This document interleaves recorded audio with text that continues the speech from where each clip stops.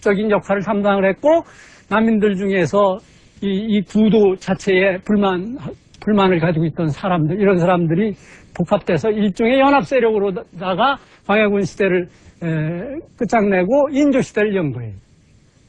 그래서 이 광해군 시대의 북인들의 난민에 대한 도전은 결국 그 내적인 불만을 쌓아나가서 서인과 연합해가지고 인조 반정을 일으키게 하는 빌미로서 작용한다, 이렇게 말할 수 있는 거죠. 이게 이제 이른바 학파 사이의 이른바 스승 높이기의 측면에서 진행되고 있는 그런 상호 관계를 드러내는 거라고 한다면은, 요게 학설의 차이를 통해서 나타나게 되는 것이 서인 세력과 남 세력의 갈등이에요. 학설의 차이는 뭐예요? 학설의 차이는 우리가 사단 칠정론 변할 때 간단하게 언급한 적이 있습니다. 서인은 이제 처음에는 이제 이율국 선생이 그러니까 이들이 등장했을 때 이율국 선생은 상당히 높은 벼슬아치였으니까 이들의 이 비판의 대상이었죠. 비판의 대상이었지만 이율국 선생은 그 양자 사이를 조정하려고 애를 많이 썼어요. 애를 많이 쓰다가 결국 그 이제 실패하고 이제 이 도전에 대해서 그 제자들이 응전하기 시작하면서 이제 서인의 영수의 자리에 앉게 되는 거죠. 이 서인은 이율국 선생의 사상적 입장을 옹호하는 그런 집단들이고, 남인은 이제 이황 선생의 제자들이니까 이황 선생의 사상적 입장을 옹호할 수밖에 없겠죠. 이율국 선생의 사상적 입장은 뭐예요? 전에 우리가 사단 칠정론을 얘기할 때 간단하게 언급한 적이 있는데, 주기설이란 말이죠. 뭐예요? 이치는 스스로 드러날 수 없다. 드러나려면 기운의 도움을 받아야 된다. 이게 뭐예요? 기발 일도설이란 말이죠. 기발 일도설. 번역하자면은 기가 드러나는 거 한 길밖에 없다, 이거. 이는 드러나지 않는다, 이거지. 근데 이황 선생은 뭐예요? 이발, 기발을 다 쓰셨잖아요, 그죠? 이치가 드러난다. 이발이 기수지. 이거 기억나시죠? 이치가 드러나고 기운이 거기에 따른다. 기발 일도설하고는 완전히 다르죠. 이치가 드러나고 기운이 거기에 따른다. 또는 기운이 드러나고 이치가 거기에 탄다. 기발이 이승지. 그러니까 기발도 있고 이발도 있다. 이게 호발설인데 서로 활용한다. 서로 드러난다. 호발설이란 말이죠. 이 호발설에 대해서 비판하면서부터 이율국 선생의 학문적인 태도가 나타나는 거죠. 그런데 이율국 선생은 물론 그걸 이제 사상적으로 제출했지 트예 선생에 대해서 비판하지는 않았어요. 그러니까 트예 선생을 상당히 높이 봤던 분이니까.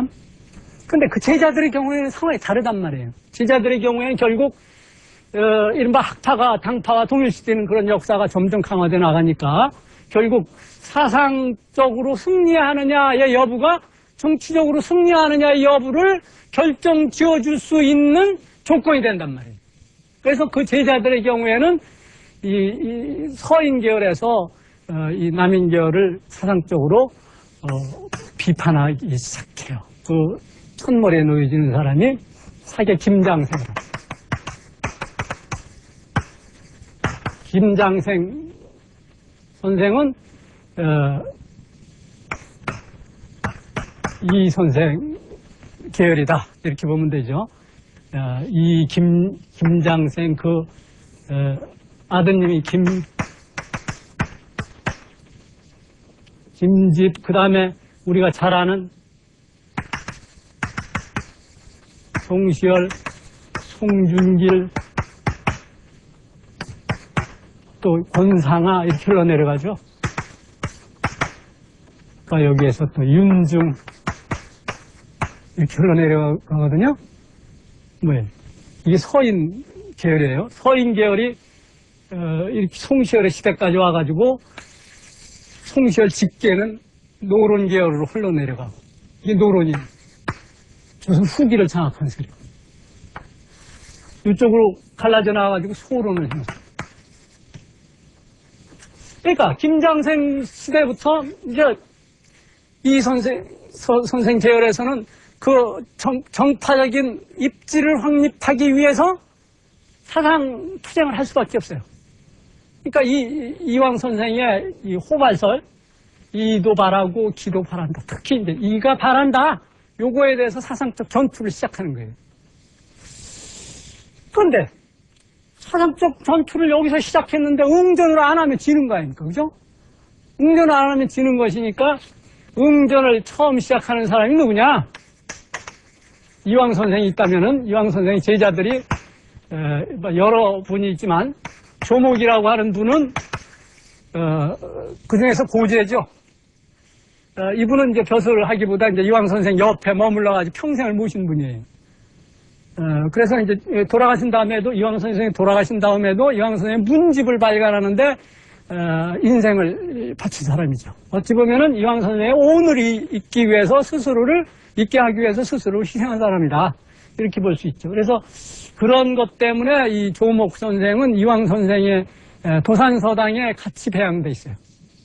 그러니까 이 도산서당에는 두 분이 배양돼 있는데 이왕 선생하고 조목 선생 배양돼 있다 이렇게 보면 되고, 그 제자들 중에 문도들을 거느리고 학단 규모의 문도들을 거느리고 이른바 이 문파를 이어나간 사람이 셋 있어요.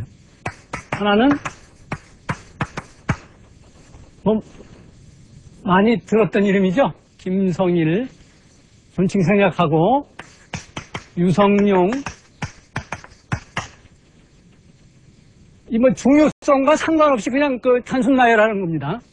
그 다음에 정구 이런 분들이에요. 이런 분들은 이른바 이 학단의 규모를 갖추어서 후대로 제자들을 통해서 계속